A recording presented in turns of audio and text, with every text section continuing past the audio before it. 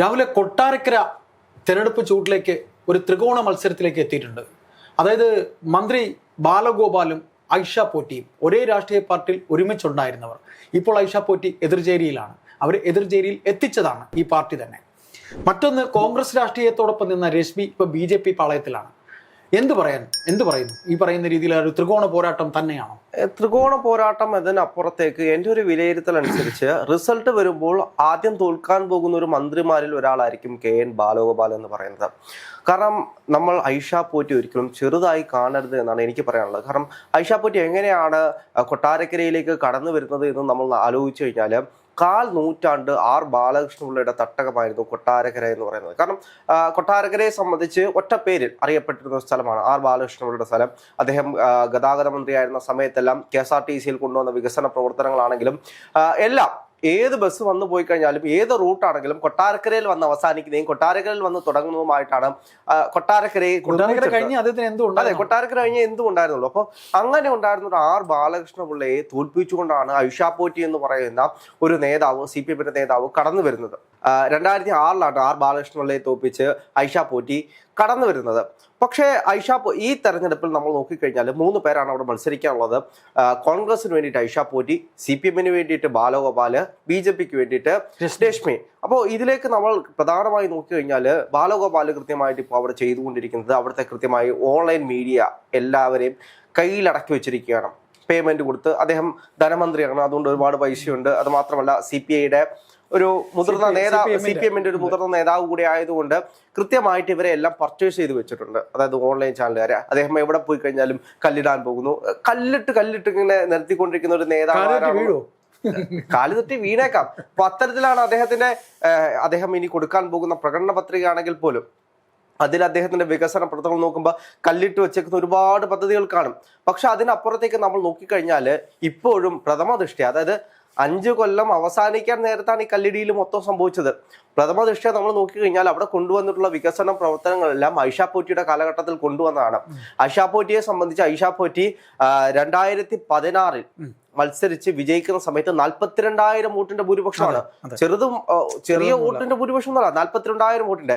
അത് മാത്രമല്ല, ഇപ്പോ CPM സംബന്ധിച്ച് ഈ മണ്ഡല വിഭജന സമയത്ത് CPM അനുകൂലമായിട്ടാണ് ആ മണ്ഡലം വിഭജിച്ചത്. അതായത് അവിടെ ഉണ്ടായിരുന്ന മേലിയാണെങ്കിലും വെട്ടിക്കവലയാണെങ്കിലും അതെല്ലാം പത്തനാപുരം മണ്ഡലത്തിന്റെ ഭാഗമാക്കി മാറ്റുന്ന ഒരു സാഹചര്യം ഉണ്ട്. അതെല്ലാം കോൺഗ്രസ് അനുകൂല മേഖലയായിരുന്നു. അപ്പൊ അതെല്ലാം പത്തനാപുരത്തിന് കൊണ്ടുപോകുന്ന സാഹചര്യം, ഇപ്പുറത്തേക്ക് CPM പറ്റുന്ന സ്ഥലങ്ങൾ കൊണ്ടുവരുന്ന ഒരു സാഹചര്യം ഉണ്ടായി. അവിടുത്തെ ഒരു കണക്കെടുത്ത് നോക്കിക്കഴിഞ്ഞാൽ, അതായത് 2021 ബാലഗോപാൽ മത്സരിക്കാൻ വരുമ്പോൾ രശ്മി അവിടെ ജില്ലാ പഞ്ചായത്ത് മെമ്പറായിരുന്നു. അപ്പോൾ അവരെയാണ് കോൺഗ്രസ് സ്ഥാനാർത്ഥിയായിട്ട് പ്രഖ്യാപിച്ചത്.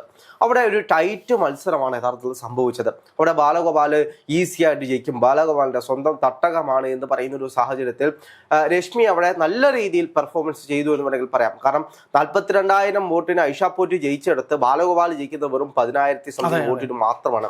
അപ്പം 30,000 വോട്ടിന്റെ കുറവ് രശ്മിക്ക് അവിടെ ഉണ്ടാക്കാൻ കഴിയുന്നുണ്ടെങ്കിൽ അതിലും വോട്ടിന്റെ ഷെയർ കുറവ് നമ്മുടെ ഐഷ പോറ്റിക്ക് അവിടെ ഉണ്ടാക്കാൻ കഴിയുമെന്നൊരു വാസ്തവം തന്നെയാണ്. അപ്പൊ ഐഷ പോറ്റിയെ സംബന്ധിച്ച് ഐഷ പോറ്റി ഒരു സൗമ്യ മുഖമാണ്. അതേപോലെ തന്നെ സ്ത്രീകളെയും കുടുംബത്തെയും എല്ലാം പെട്ടെന്ന് കയ്യിലെടുക്കാൻ കഴിയുന്ന ഒരാളാണ്. അത് മാത്രമല്ല രാവിലെ ഈ പറയുന്ന പോലെ ഇവരെ പാർട്ടി എത്ര കണ്ട് ദ്രോഹിച്ചു എന്നുള്ള അവിടുത്തെ പൊതുസമൂഹത്തിന് നന്നായിട്ട് അറിയാം. ദ്രോഹിക്കുന്നതല്ല, അതിനപ്പുറത്തേക്ക് തെരഞ്ഞെടുപ്പ് കഴിഞ്ഞാൽ ആ ദ്രോഹമൊന്നും ഒരിക്കലും ചർച്ചയാകത്തില്ല. അതിനപ്പുറത്തേക്ക് ആരുടെ സ്ഥാനാർത്ഥി, കോൺഗ്രസിന്റെ സ്ഥാനാർത്ഥി, കൈപ്പത്തി സ്ഥാനാർത്ഥി ജനത്തിന് അറിയാം എന്നുള്ളതാണ് ഞാൻ പറഞ്ഞത്. ജനത്തിന് കൃത്യമായിട്ട് അറിയാം പാർട്ടി എത്ര കണ്ട് ഐഷ പോറ്റിയെ ദ്രോഹിച്ചു എന്നുള്ളത് ജനമധ്യത്തിലൂടെ ചർച്ചാ വിഷയമായിട്ടുണ്ട്. അത് ഇവരുടെ പൊതു രീതിയാണ് എന്നുള്ളത് മനസ്സിലായിട്ടുണ്ട്. പിന്നെ ഒന്നുകൂടെ രാഹുൽ ഇതിൽ നമ്മൾ പറഞ്ഞു പോകണം. അതായത് ഉമ്മൻചാണ്ടി സർക്കാരിന്റെ കാലത്തും ഐഷ പോറ്റി അവിടെ MLA ആണ്. ഈ ഉമ്മൻചാണ്ടി എന്ന് പറയുന്ന നേതാവിനോട് തന്റെ മണ്ഡലത്തിന് വേണ്ടി കാര്യങ്ങൾ ചെയ്യണമെന്ന് ഒരു മടിയും കൂടാതെ ചെന്ന് പറയുകയും അദ്ദേഹം അനുവദിക്കുകയും ചെയ്ത് നിരവധി വികസന പ്രവർത്തനങ്ങൾ ആ കാലഘട്ടത്തിൽ അവർ ചെയ്തിട്ടുണ്ട് എന്നും നമുക്കിവിടെ അറിയാൻ കഴിയും. അത് മറ്റൊരു കാര്യമാണ്. അതായത് ഉമ്മൻചാണ്ടിയുടെ കാലഘട്ടത്തിൽ പോലും അവർ കൃത്യമായിട്ട് ഉമ്മൻചാണ്ടി എടുത്ത് ഈ ഐഷ പോറ്റിയുടെ ഏറ്റവും വലിയ ഗുണം എന്ന് പറയുന്നത് അത് തന്നെയാണ്. എല്ലാ പാർട്ടികളും ഇപ്പോഴും അവര് MLA അല്ലാത്ത സമയത്ത് പോലും ഇപ്പോഴും ജനങ്ങൾ അവരുടെ വീട്ടിലേക്ക് വരുന്നുണ്ട്. എന്തിനാണ്? അവര് കൃത്യമായിട്ട് അത് അവരുടെ ഇടപെട്ട് പ്രശ്നങ്ങൾ പരിഹരിച്ചു കൊടുക്കുന്നുണ്ട്. അതുകൊണ്ട് എന്താണ് ഐഷ പോറ്റിക്ക് എനിക്ക് തോന്നുന്നു കൊട്ടാരക്കര മണ്ഡലത്തിലെ മിക്കവാറും എല്ലാവരുടെയും വീട്ടിലേക്ക് കടന്നു ചെല്ലാൻ ബന്ധമുണ്ട്. അതായത് ഒരാളുടെ അടുക്കളയിൽ കയറി ചെല്ലാൻ വരെയുള്ള ഒരു ബന്ധം അത് സ്വാഭാവികമായിട്ട് എല്ലാവർക്കും ഒന്നും ഉണ്ടാക്കിയെടുക്കാൻ കഴിയില്ല. ഐഷ പോറ്റിയെ സംബന്ധിച്ച് 15 വർഷമായിട്ട് അവിടെ നിന്ന് ഉണ്ടാക്കിയെടുത്ത വികസനത്തിന്റെ ജനങ്ങളുമായിട്ടുള്ള ബന്ധത്തിന്റെ അടിസ്ഥാനത്തിലാണ് അവർക്ക് അത്രയും ബന്ധമുണ്ടാകുന്നത്. അപ്പൊ ഐഷ പോറ്റിയാണ് CPM-ന്റെ ഒരു മത്സരാർത്ഥിയായിട്ട് അവിടെ കടന്നു വരുന്നതെങ്കിൽ കോൺഗ്രസ് വളരെയധികം ബുദ്ധിമുട്ടിയാണ്. കാരണം ഐഷ പോറ്റി കൊണ്ടുവന്നിട്ടുള്ള 42,000 വോട്ടിന്റെ ഭൂരിപക്ഷം, അവര് ഭൂരിപക്ഷം കൂട്ടി മാത്രമാണ് കൊണ്ടുവരുന്നത്. ഒരു നേതാവ് നല്ലൊരു നേതാവണമെങ്കിൽ, ഒരു ഭരണാധികാരി നല്ലൊരു ഭരണാധികാരി ആവണമെങ്കിൽ അവരുടെ വോട്ട് ഷെയർ കൂട്ടി കൊണ്ടുവരണം. CPM മണ്ഡലത്തിൽ അവരുടെ വോട്ടിന്റെ ഷെയർ കൂട്ടി കൊണ്ടുവന്നു. അത് മാത്രമല്ല ബാലകൃഷ്ണപിള്ളയുടെ തട്ടകത്തിൽ രാഹുലെ അത് പൂർണ്ണമായി CPM-ന്റെ മണ്ഡലമൊന്നുമല്ല, ബാലകൃഷ്ണപിള്ളയുടെ തട്ടകം പിടിച്ചു വാങ്ങുകയാണ് ചെയ്തത്. അതെ, അത് പിടിച്ചു വാങ്ങി അത് കമ്മ്യൂണിസ്റ്റ് പാർട്ടിയുടെ തട്ടകമാക്കി മാറ്റി. അവരുടെ മിടുക്കാണ്, ഐഷ പോറ്റിയുടെ മിടുക്കാണ്. ഐഷ പോറ്റിയുടെ മിടുക്കുകൊണ്ടാണ് അവർ അവസാനം 42,000 വോട്ടിന്റെ ഭൂരിപക്ഷത്തിൽ ജയിക്കുന്നത്. എനിക്ക് തോന്നുന്നു ഈ തെരഞ്ഞെടുപ്പിലും അവർ ആ ഒരു ഭൂരിപക്ഷം നിലനിർത്തുമെന്ന് തന്നെയാണ് എനിക്ക് തോന്നുന്നത്. മറ്റൊരു കാര്യം നമുക്കിവിടെ എടുത്തു പറയേണ്ടി വരും. രണ്ടാമതൊരു ഘട്ടത്തിൽ ഏറ്റവും കൂടുതൽ ഭൂരിപക്ഷത്തിന് ജയിച്ചു വന്ന ഐഷ പോറ്റിയെ മന്ത്രിയാക്കിയില്ല, ഒരു സ്പീക്കർ ആക്കിയില്ല. അന്ന് മുഖ്യമന്ത്രി ബഹുമാനപ്പെട്ട പിണറായി വിജയനാണ്. അത് നമ്മൾ ഓർക്കണം. കാര്യം അവർക്കുള്ള എപ്പോഴും അവരുടെ രീതി എന്ന് പറഞ്ഞാൽ ഈ പറയുന്ന രീതി, ഇപ്പൊ സുരേഷ് കുറുപ്പിനെ നിർത്തി കോട്ടയം പിടിച്ചിട്ടുണ്ട്. അവർക്കൊരു നേതാവിനെ, ഒരു മുഖത്തെ, ജനപ്രിയ മുഖത്തെ അവരുടെ അടുത്ത് ഉപയോഗിക്കും, കാര്യം കാണും, പിന്നീട് അവർ പിന്നെ അവരുടെ കണ്ണി പെടത്തേയില്ല. അങ്ങനെയുള്ള നിരവധി നേതാക്കൾ ഈ പാർട്ടി. അതിനപ്പുറത്തേക്ക് എനിക്ക് മറ്റൊരു കാര്യം പറയാനുള്ളത് BJP-യുടെ കാര്യമാണ്. അപ്പോൾ രശ്മിയാണ് BJP-യുടെ സ്ഥാനാർത്ഥിയായിട്ട് അവിടെ പ്രഖ്യാപിച്ചിട്ടുള്ളത്. രശ്മി അവിടുത്തെ ജില്ലാ പഞ്ചായത്ത് മെമ്പർ ആയിരുന്നു, കോൺഗ്രസിന്റെ കരുത്തുറ്റ നേതാവ് തന്നെയായിരുന്നു. പക്ഷേ പാർട്ടിയുമായിട്ടുള്ള ചില കാര്യങ്ങൾ സംബന്ധിച്ച് അവർ പാർട്ടിയിൽ നിന്ന് പിണങ്ങി BJP-യിലേക്ക് പോകുന്ന ഒരു സാഹചര്യം ഉണ്ടായി. അതെന്താണെങ്കിലും ജനങ്ങൾ കൃത്യമായിട്ട് വീക്ഷിക്കും. കോൺഗ്രസിന്റെ വോട്ടുകൾ എന്താണെങ്കിലും ഐഷ പോറ്റിക്ക് തന്നെ പോവുകയുള്ളൂ. കാരണം ഐഷ പോറ്റി ഒരു ജനകീയ മുഖമാണ്. തെരഞ്ഞെടുപ്പിൽ ഏറ്റവും കൂടുതൽ ശ്രദ്ധേയമാകുന്നത് ജനകീയ മുഖങ്ങൾ തന്നെയാണ്. ഐഷ പോറ്റിയെ സംബന്ധിച്ച് സ്ത്രീകൾ, കുട്ടികൾ, അങ്ങനെയുള്ള ആളുകളുടെ ഇടയിലേക്ക് പെട്ടെന്ന് കയറി ചെല്ലാനും ഒരു അറ്റാച്ച്മെന്റ് സൃഷ്ടിക്കാനും ഐഷ പോറ്റി കഴിയും. ഒരു സൗമ്യ മുഖമാണ്, അങ്ങനെ കടുംപിടുത്തോ മറ്റു കാര്യങ്ങളോ ഒന്നുമില്ല. വളരെ സൗമ്യമായിട്ട് മുന്നോട്ട് പോകുന്നൊരു നേതാവാണ്. ഐഷ പോറ്റിയെ സംബന്ധിച്ച് ഇപ്പോൾ 42,000 വോട്ടിന്റെ ഭൂരിപക്ഷത്തിൽ 2016 വിജയിക്കുന്ന ഒരു സാഹചര്യത്തിൽ 2021 10,000 വോട്ടിന്റെ ഭൂരിപക്ഷത്തിൽ ബാലഗോപാൽ ജയിക്കുന്ന സാഹചര്യത്തിൽ 30,000 വോട്ടിന്റെ വ്യത്യാസമുണ്ട്. ആ 30,000 വോട്ടിൽ നിന്നും കൃത്യമായിട്ട് ഐഷ പോറ്റിക്ക് ഒരു പെർസെന്റേജ് ചെന്നു ചേരും. അതായത് ഈ കോൺഗ്രസ് പാർട്ടിയുടെയോ അല്ലെങ്കിൽ രാഷ്ട്രീയത്തിന് അതീതമായി അല്ലാതെയുള്ള വോട്ടുണ്ട്. ആ വോട്ട് തീർച്ചയായിട്ടും ഐഷ പോറ്റിക്ക് കിട്ടാനേ സാധ്യത. CPM-ന്റെ കോട്ടുകൾ അടിയുണ്ടാവും. CPM-ന്റെ ആന്റി ഇൻക്രിമൻസി നിലനിൽക്കുന്നുണ്ട്. അതായത് ഭരണവിരുദ്ധ വികാരം നിലനിൽക്കുന്നുണ്ട്. അത് CPM-കാരും പ്രകടമാണ്. അപ്പോൾ CPM-കാര് സ്വാഭാവികമായിട്ടും അടിത്തട്ടിൽ പ്രവർത്തിക്കുന്ന ആളുകൾക്ക് ഐഷ പോറ്റിയെ കൃത്യമായിട്ട് അറിയാം. ഒരു പ്രധാനപ്പെട്ട കാര്യം എന്നറിയോ, ഇദ്ദേഹത്തിന് ബാലഗോപാലിനെ തട്ടകം മാറാൻ വരെ ബാലഗോപാൽ ആഗ്രഹിച്ചു. കൊട്ടാരക്കരയിൽ നിന്ന് കൊല്ലത്തേക്ക് പോകണമെന്ന് ആഗ്രഹിച്ചു. പക്ഷെ അവിടെ കൊല്ലത്തെ പാർട്ടിക്കാർ പറഞ്ഞു വേണ്ട, ഇങ്ങോട്ട് വരണ്ട, അവിടെ തന്നെ നിന്നാ മതിയെന്ന്. അതല്ല, അദ്ദേഹം അവിടെ 5 കൊല്ലമായിട്ട് ഒരു മന്ത്രിയായിട്ട് നിന്നിട്ട് അവിടെ ഇനി വിജയിക്കാൻ കഴിയുന്നില്ലെങ്കിൽ ആരുടെ പരാജയമാണ്, അല്ലെങ്കിൽ അവിടെ മത്സരിക്കാൻ ഭയക്കുന്നുണ്ടെങ്കിൽ പറയേണ്ടി വരും. ബാലഗോപാലിന്റെ ജ്യേഷ്ഠന്മാരൊക്കെ കോറി മുതലാളിമാരാണ് അല്ലേ? അതെ, അതെല്ലാം അവിടെ ചർച്ചയായിട്ടുള്ള വിഷയങ്ങൾ തന്നെയാണ്.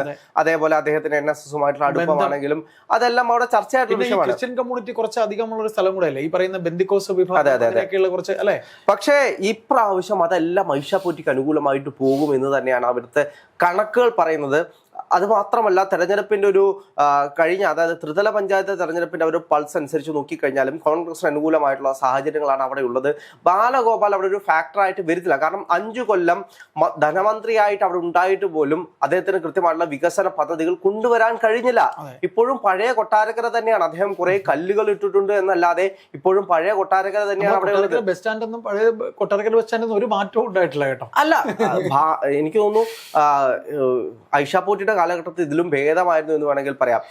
നല്ല ഒരു ക്യാൻറ്റീൻ പോലും, ഇപ്പൊ ഭക്ഷണം പോലും നമ്മൾ ട്രാൻസ്പോർട്ട് ബസ്സിൽ പോകുകയാണെങ്കിൽ കൊട്ടാരക്കര നിർത്തിയാണ് ചിലപ്പോൾ ഭക്ഷണം കഴിച്ചിട്ട്. അതെ, ഇപ്പൊ അത് ആ ക്യാൻറ്റീൻ പോലും ഇല്ലെന്നാണ് എനിക്ക് തോന്നുന്നത്. പറഞ്ഞോളൂ. അല്ല, കൊട്ടാരക്കരയെ സംബന്ധിച്ച് ഇപ്പോഴും പഴയ കൊട്ടാരക്കര തന്നെയാണ്. വലിയ മാറ്റങ്ങൾ 5 കൊല്ലം കൊണ്ട് ബാലഗോപാൽ എന്തൊക്കെയോ മാറ്റങ്ങൾ ഉണ്ടാക്കി എന്നുള്ളത് എനിക്ക് തോന്നുന്നു ഓൺലൈൻ മാധ്യമങ്ങളിലൂടെ അദ്ദേഹം പറയുന്ന ഈ പറച്ചിൽ മാത്രമാണ്. അതെ, അദ്ദേഹത്തിന് വേണ്ടി പറയുന്ന ആളുകൾ മാത്രമാണ്. അതിനപ്പുറത്തേക്ക് കൊട്ടാരക്കരയിലെ ജനങ്ങൾ പറയുന്നില്ല. കൊട്ടാരക്കര എന്ന് പറയുന്നത് കൊട്ടാരക്കരയിൽ കാണുന്ന ഒരു സെന്റർ മാത്രമല്ലല്ലോ, അതിനപ്പുറത്തേക്ക് ചില റോഡുകളൊക്കെ അദ്ദേഹം ചെയ്തിട്ടുണ്ട്. അത് സ്വാഭാവികമായിട്ടും MLA ഫണ്ടിൽ നിന്നും ചെയ്യാൻ കഴിയുന്ന കാര്യങ്ങൾ തന്നെയാണ്. 5 കൊല്ലം കൂടുമ്പോൾ റോഡ് പുതുക്കുന്നത് മാത്രമല്ലോ, അദ്ദേഹം ധനമന്ത്രിയായിരുന്നു. അവിടെയാണ് നമ്മൾ അഡ്രസ് ചെയ്യേണ്ടത്. അദ്ദേഹം ഒരു ധനമന്ത്രിയായിരുന്നു, ഈ മന്ത്രിസഭയിലെ ഏറ്റവും വലിയൊരു മന്ത്രിയായിരുന്നു. എന്നിട്ട് അദ്ദേഹം കൊട്ടാരക്കരയ്ക്ക് വേണ്ടി എന്ത് ചെയ്തു എന്ന് ചോദിക്കുന്ന സമയത്താണ് അവസാന ടൈമിൽ, അതായത് ഐഷ പോറ്റി ഇപ്പുറത്തേക്ക് ചാടാൻ പോകുന്നു എന്ന് കൃത്യമായിട്ട് മനസ്സിലാക്കിയ സമയത്താണ് കുറെ പദ്ധതികളുമായിട്ടും കുറെ കല്ലുകളുമായിട്ട് അദ്ദേഹം വരുന്നത്. ഇനി എന്താണെങ്കിലും ആ കല്ലെല്ലാം വേസ്റ്റ് ആകും, അല്ലെങ്കിൽ ആ കല്ല് പൂർത്തിയാക്കാൻ ഐഷ പോറ്റി വരും എന്ന് തന്നെയാണ് അവിടുത്തെ ജനങ്ങൾ പറയുന്നത്. ജനങ്ങളുടെ പൊതുവികാരം അനുസരിച്ച് ഐഷ പോറ്റി ആന്റി ഇൻക്രിമൻസി ഉണ്ടായതുകൊണ്ട് ഭരണവിരുദ്ധ വികാരത്തിലെ മുഴുവൻ വോട്ടുകളും CPM-ന്റെ അടിസ്ഥാന വർഗ വോട്ടുകളിൽ പോലും വിള്ളലുണ്ടാക്കി ശക്തമായിട്ട് ഏകദേശം ഒരു 30,000 വോട്ടിന് 25,000 വോട്ടിന് മുകളിലുള്ള ഭൂരിപക്ഷത്തിൽ ഐഷ പോറ്റി വിജയിച്ചു വരും എന്ന് തന്നെയാണ് അവിടെ നിന്നുള്ളൊരു റിപ്പോർട്ട് അനുസരിച്ച് പറയാൻ കഴിയുന്നത്.